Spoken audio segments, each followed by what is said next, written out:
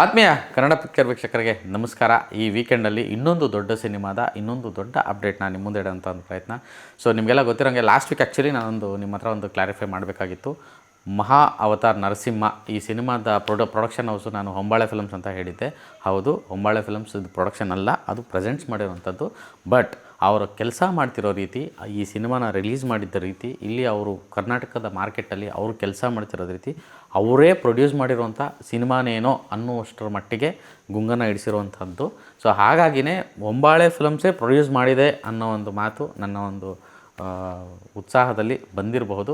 ಅದಕ್ಕೆ ಕ್ಷಮೆ ಇರಲಿ. ಸೊ ಅದು ತಪ್ಪು ಅಲ್ಲ, ಅದು ಕೂಡ ಪಾರ್ಟ್ ಆಫ್ ದ ಪ್ರೊಡಕ್ಷನ್ನೇ. ಅವರು ರಿಲೀಸ್ ಮಾಡಿದಂಥದ್ದು ಅಸೋಸಿಯೇಟ್ ಆಗಿರುವಂಥದ್ದು, ಇಟ್ಸ್ ಓಕೆ, ಪರವಾಗಿಲ್ಲ. ಸೊ ಹೊಂಬಾಳೆ ಫಿಲಮ್ಸ್ ಪ್ರೆಸೆಂಟ್ ಮಾಡಿರುವಂತಹ ಸಿನಿಮಾ ಒಂದು ಇವತ್ತು 175 ಕೋಟಿ ಇಡೀ ವಿಶ್ವದಾದ್ಯಂತ ಗಳಿಸಿದೆ.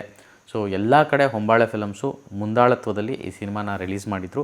ಸೊ ಪ್ರೀವಿಯಸ್ಲಿ ಅವರು ಸಲಾರು, KGF, ಕಾಂತಾರ ಈ ಎಲ್ಲ ಸಿನಿಮಾಗಳನ್ನು ಯಾವ ರೀತಿ ರಿಲೀಸ್ ಮಾಡಿದ್ರು ಅದೇ ರೀತಿಯಾಗಿ ಈ ಸಿನಿಮಾನ ರಿಲೀಸ್ ಮಾಡಿದರು.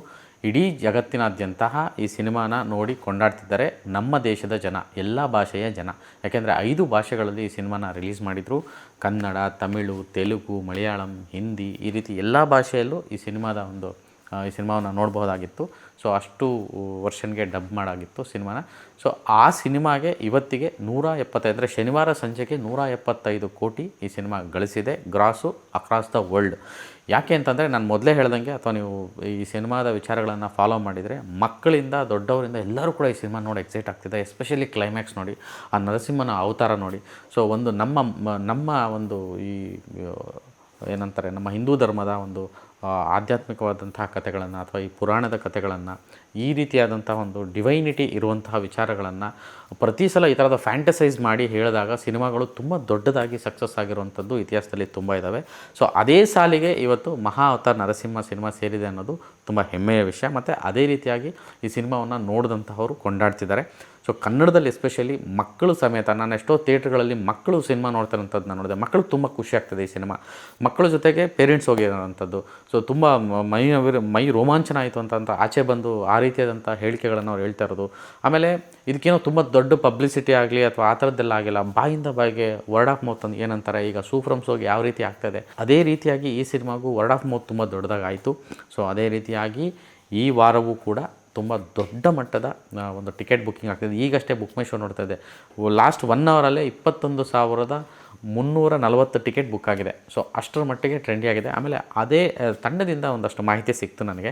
ಆ ಮಾಹಿತಿಯನ್ನು ನಿಮ್ಮ ಹತ್ರ ಒಂದು ಹಂಚ್ಕೊಳ್ಳೋಂಥ ಒಂದು ಪ್ರಯತ್ನ ಮಾಡ್ತೀನಿ. ಅಂದರೆ ಮೊದಲನೇ ವಾರ ಈ ಸಿನಿಮಾ ಹೇಗೆ ಶುರುವಾಯಿತು ಟೇಕ್ ಆಫು, ಮತ್ತು ಇಲ್ಲಿವರೆಗೂ ಹೇಗೆ ಬಂದಿದೆ ಅಂತ. ಯಾಕೆಂದರೆ ಬರೋಬ್ಬರಿ ಒಂದು ಯಾವುದೇ ಸೂಪರ್ ಸ್ಟಾರ್ಗಳ ಮುಖ ಇಲ್ಲದೆ ಅಥವಾ ಸೂಪರ್ ಸ್ಟಾರ್ಗಳಿಲ್ಲದೆ ಬರೀ ಗ್ರಾಫಿಕಲ್ ಮಾಡಿರೋಂಥ ಸಿನಿಮಾ, ಫ್ಯಾಂಟಸೈಸ್ ಮಾಡಿರೋಂಥ ಸಿನಿಮಾ. ಇಲ್ಲಿ ದೇವರೇ ಹೀರೋ, ನರಸಿಂಹನೇ ಎಲ್ಲ ಸಕಲವು.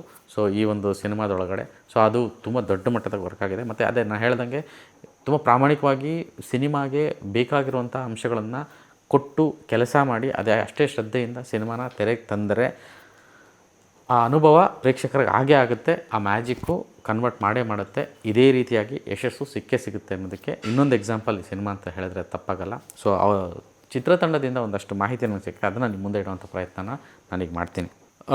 ಮಹಾ ಅವತಾರ ನರಸಿಂಹ ಸಿನಿಮಾದ ತಂಡದಿಂದ ಅಂದರೆ ಹೊಂಬಾಳೆ ಪ್ರೊಡಕ್ಷನ್ಸ್ ಕಡೆಯಿಂದ ಒಂದಷ್ಟು ಮಾಹಿತಿ ಸಿಕ್ಕಿದೆ. ಆ ಮಾಹಿತಿಯನ್ನು ನಿಮ್ಮಂತ ಅಂದ್ಕೊತೀನಿ.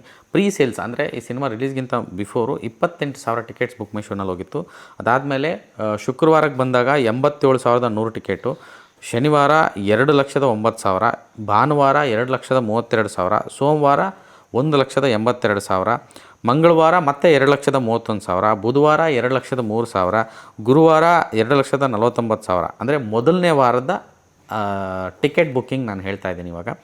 ಇದಾದಮೇಲೆ ಎರಡನೇ ವಾರಕ್ಕೆ, ಮೊದಲನೇ ವಾರ ಆಲ್ಮೋಸ್ಟ್ ಎಲ್ಲವೂ ಆ್ಯಾವ್ರೇಜು 1,90,000ರಿಂದ 2,00,000ವರೆಗೂ ಆ್ಯಾವ್ರೇಜ್ ಟಿಕೆಟ್ಸು ಸೇಲ್ ಆಗಿದೆ ಎವ್ರಿ ಡೇ ಬುಕ್ ಮೈ ಶೋ ಅಲ್ಲಿ. ಸೊ ಇದರ ನಂತರ ಎರಡನೇ ವಾರಕ್ಕೆ ಬಂತು ಅಂತಂದರೆ ಬರೀ ಶುಕ್ರವಾರನೇ 3,34,000, ಆಲ್ಮೋಸ್ಟ್ 3,35,000 ಟಿಕೆಟ್ಸ್ ಸೋಲ್ಡ್ ಔಟ್ ಆಗಿದೆ. ಶನಿವಾರ ಬರೋಬ್ಬರಿ 5 ಲಕ್ಷ, ಹೆಚ್ಚು ಕಡಿಮೆ 50,000 ಕಡಿಮೆ 4,99,000 540 ಟಿಕೆಟ್ ಸೋಲ್ಡ್ ಔಟ್ ಆಗಿದೆ. ಇನ್ನು ಜಸ್ಟ್ ಫ್ಯೂ ಟಿಕೆಟ್ಸು ಒಂದು 5 ಲಕ್ಷ ಟಿಕೆಟ್ಸು ಬರೀ ಬುಕ್ ಮೈ ಶೋನಲ್ಲಿ ಸೋಲ್ಡ್ ಔಟ್ ಆಗಿರುವಂಥದ್ದು.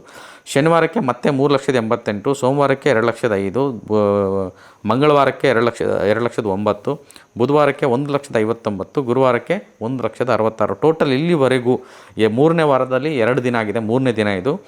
ಸುಮಾರು 46ರಿಂದ 47 ಲಕ್ಷದಷ್ಟು ಟಿಕೆಟ್ಸು ಇವತ್ತಿಗೆ ಈ ಹೊತ್ತಿಗೆ ಸೋಲ್ಡ್ ಔಟ್ ಆಗಿರುವಂಥದ್ದು. ಇದು ಕೂಡ ಇತಿಹಾಸ, ಇದು ಕೂಡ ತುಂಬ ದೊಡ್ಡ ಇತಿಹಾಸ. ಮಹಾ ಅವತಾರ್ ನರಸಿಂಹ, ನಾನಾಗಲೇ ಹೇಳ್ದಂಗೆ ಇದು ಯಾವುದೇ ಸೂಪರ್ ಸ್ಟಾರ್ಗಳು ಜನ ಇರುವಂಥ ಸಿನಿಮಾ ಅಲ್ಲ, ಇದು ಫ್ಯಾಂಟಸಿ ಸಿನಿಮಾ. ಈ ಥರದ್ದೊಂದು ಸಿನಿಮಾ, ಅದು ನಮ್ಮ ದೇಶದಲ್ಲಿ ತಯಾರಾಗಿರುವಂಥ ಒಂದು ಸಿನಿಮಾ.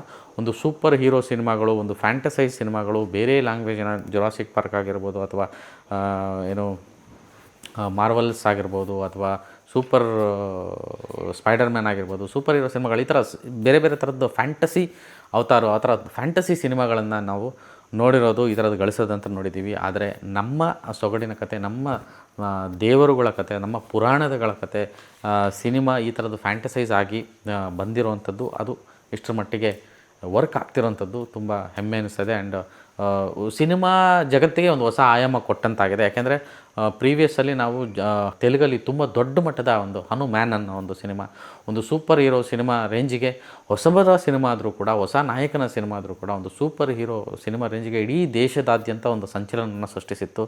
ಅದೇ ರೀತಿಯಾಗಿ ಮಹಾ ಅವತಾರ್ ನರಸಿಂಹ ಸಿನಿಮಾ ಇವತ್ತು ದೇಶದಾದ್ಯಂತ ಒಂದು ಸಂಚಲನ ಸೃಷ್ಟಿಸ್ತಾ ಇದೆ.